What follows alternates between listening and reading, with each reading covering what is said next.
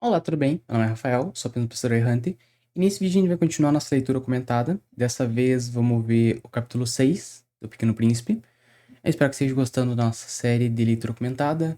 Esse vídeo aqui vai ser bem mais curtinho que os outros, então espero que você não estranhe, mas eu garanto que a leitura vai estar muito boa, então já deixa o like e se inscreve no canal, compartilha comigo o seu para acompanhar aqui a nossa série, e vamos para a leitura. Capítulo 6. Assim eu comecei a compreender, pouco a pouco, meu pequeno príncipezinho, a tua vidinha melancólica. Muito tempo não tivestes outra distração que outra doçura do pôr do sol. Aprendi esse novo detalhe quando me disseste na manhã do quarto dia. Gosto muito do pôr do sol. Vamos ver um? Mas é preciso esperar. Esperar? O quê? Esperar que o sol se ponha. Tu fizestes um ar de suspeita, e logo depois riste de ti mesmo. Disseste-me: Eu imagino sempre estar em casa. De fato, quando é meio-dia nos Estados Unidos, o sol, todo mundo sabe, está se deitando na França. Bastaria ir à França num minuto para assistir ao pôr do sol. Infelizmente, a França é longe demais. Mas no teu pequeno planeta, bastava recuar um pouco a cadeira e contemplavas o crepúsculo todas as vezes que desejavas. Um dia, eu vi o sol se pôr 43 vezes. E um pouco mais tarde acrescentaste: Quando a gente está triste demais, gosta do pôr do sol. Estava tão triste assim no dia dos 43? Mas o príncipezinho não respondeu. Então, como vocês puderam ver, esse capítulo é bem menor do que os outros. Não dá nem 2 minutos de direito de leitura, né? Mas dá pra extrair algumas coisas legais desse capítulo. Mas antes de qualquer coisa, como de costume, vamos falar um pouco sobre o capítulo passado. Sobre como que o aviador ele começou a pensar mais como o Pequeno Príncipe vivia a sua vida. Ele pensava como que o planeta dele era, que não cabia uma manada de elefantes, porque o planeta dele era também uma casa praticamente. Entender o drama dos baobás, falamos sobre urgência, falamos sobre sementes boas, sementes más, certo? O que você deixa crescer na sua vida. Falamos sobre tudo isso, por isso que foi até um vídeo um pouco mais extenso, né, digamos assim. Mas acho que foi bem proveitoso. E agora vai ser um vídeo mais enxuto, bem mais curtinho, por causa que tem menos coisas para que a gente possa realmente colocar aqui, certo? Então, eu acho que a primeira coisa que é importante ressaltar aqui é que o príncipezinho ele para de ser egoísta e começa a pensar no aviador, começa a pensar nas coisas em volta dele, começa a pensar em outras formas que a vida pode ser vivida, por causa que, pela primeira vez, ele não vê apenas o avião, ele não vê apenas em volta dele, mas ele entende que o mundo inteiro, no caso, o planeta Terra, funciona diferente do asteroide que ele mora. Então ele percebe que ele não consegue ir um pouquinho para trás e ver o pôr do sol de novo, sabe?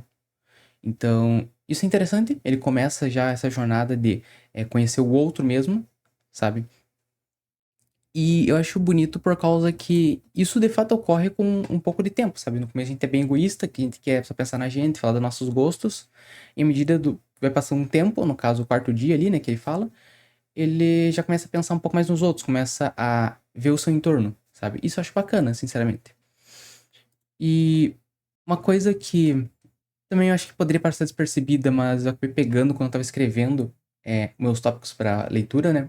É que pela primeira vez ele começa a pensar em algo que ele quer dividir com o outro.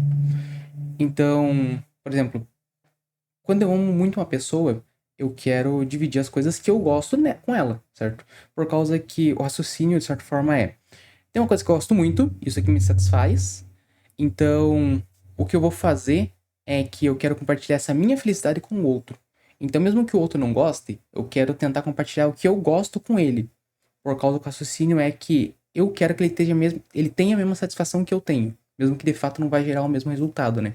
Então, eu tenho um livro legal, eu vou compartilhar com a pessoa que eu gosto. Eu vi uma série legal, eu compartilho com a pessoa que eu gosto. Eu vi uma coisa engraçada na rua, por exemplo, uma placa que tá apontando uma seta, só que ela tá meio caída e tá apontando pra um buraco. E daí eu falo, olha aí a entrada do purgatório, a entrada do inferno, olha o inferno de Dante, enfim, qualquer coisa desse gênero.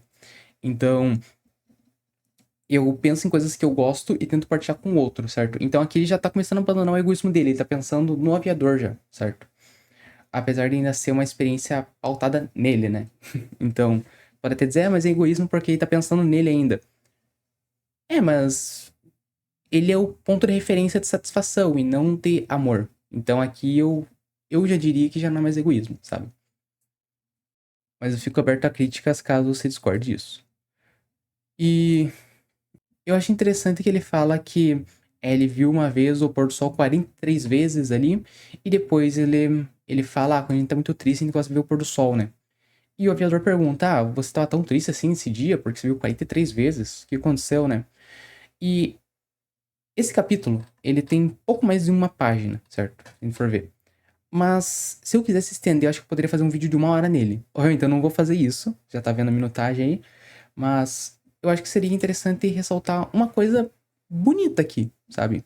Que é bem profunda, que é bem simbólica, inclusive, que é responder a pergunta: o que fazemos quando estamos tristes e como que nós tentamos preencher o nosso tempo e o nosso vazio, tá? Então vamos responder isso aqui por partes. Primeiro, o que nós fazemos quando estamos tristes? Como eu disse pra vocês, a minha perspectiva de vida é que a vida é inerentemente sofrimento, tá? Então a gente vai sofrer sim. A, a natureza do ser humano é inerentemente a tendência para a morte. Então você tende a ficar com sede, você tende a precisar respirar mais, você tende a ficar sem ar, você tende a ficar com fome, você tende a ficar cansado, você tende a ficar mais velho, a ficar com menos energia, sabe? Então a tendência do ser humano é degradação, certo? Essa é a minha perspectiva. Se você discorda, tudo bem. Mas é assim que eu entendo a natureza do ser humano. Então a gente tende pro nosso fim o tempo todo. Aí, na verdade, tá correndo da morte a cada segundo, certo? E a tristeza é um tipo de sofrimento. É um sofrimento da alma, no caso. E se você me perguntar o que é alma, eu não faço a mínima vaga ideia. Não sei o que é alma. Mas eu acho que a alma é a parte do ser humano. Inclusive, eu acho que só ser humano tem alma, tá? E faz com que ele seja realmente único, que ele não tenha apenas um comportamento de espécie. Seria a informação do ser humano na existência, enquanto unidade. Tá? Assim como eu não consigo descrever exatamente o que é um ponto no plano cartesiano, só posso dizer que é uma informação ali no espaço, a alma seria a informação do ser humano na realidade. Eu diria que seria isso, tá? E a tristeza é o sofrimento da alma, por causa que a alma ela tenta ser preenchida, ela tenta buscar uma satisfação, ela tenta buscar algo que sirva para ela, que ela olhe e diga: isso é legal, vale a pena eu gastar meu tempo com isso, isso aqui me eleva, isso aqui me aponta para coisas que são transcendentes. Então, quando a gente fala de felicidade, a gente não tá falando apenas de satisfação carnal como comida, relacionamento sexual, como conforto físico, sabe? Como você tomar água, como você não tá machucado. Não. Quando a gente fala de felicidade, são coisas que transcendem propriamente as necessidades básicas de sobrevivência. É o que você diz que faz sentido. Ele sai da tua necessidade imediata de você continuar vivo e é o que você faz com o teu tempo livre, certo? Então, quando a gente fala de felicidade, é isso, certo? Então, normalmente encontra a felicidade em coisas que transcendem nós mesmos.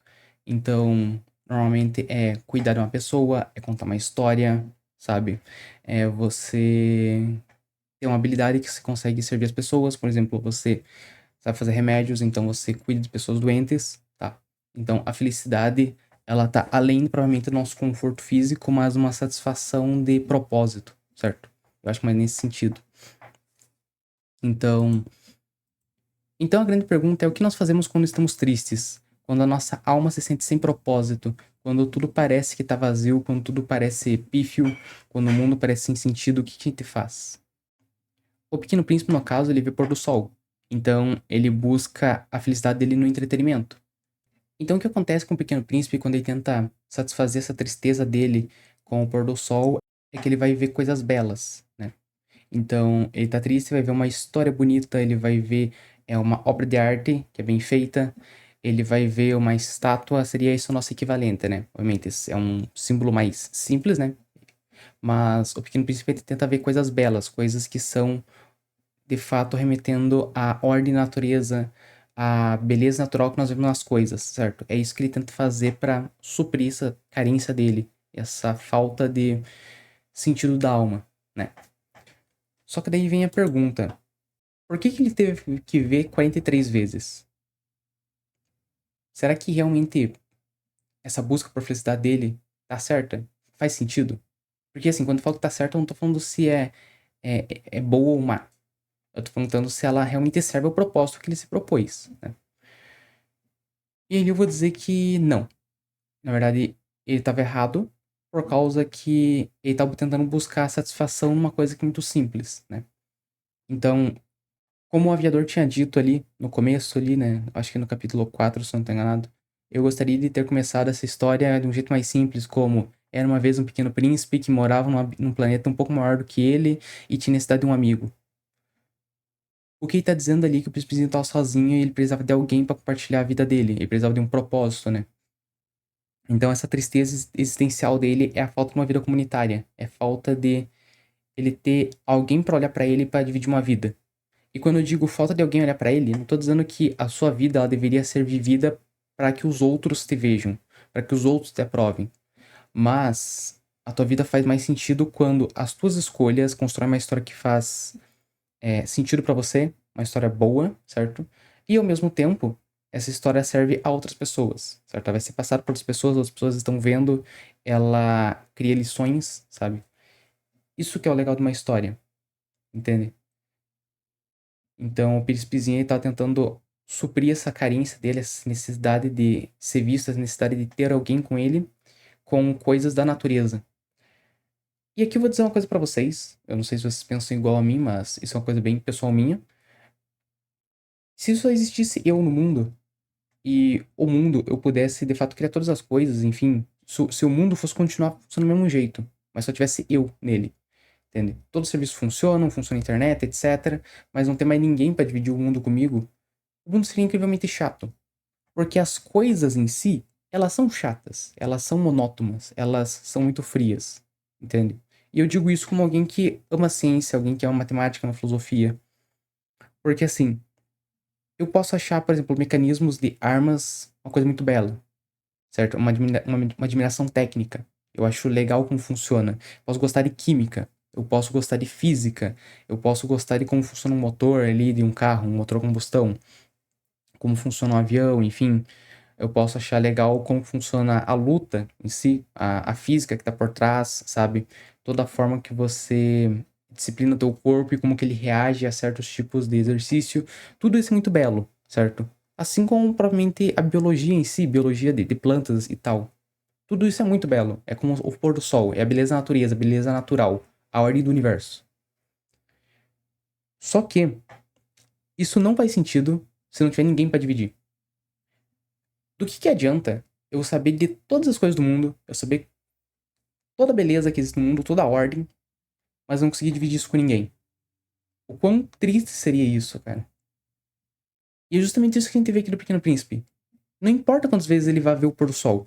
Não importa o quanto você, por exemplo, estude uma coisa que é muito bela, sabe? Se você não tiver ninguém para dividir. A tua vida faz sentido, a tua vida ganha contornos a partir do momento que você para de viver para você e você vive pro outro, sabe?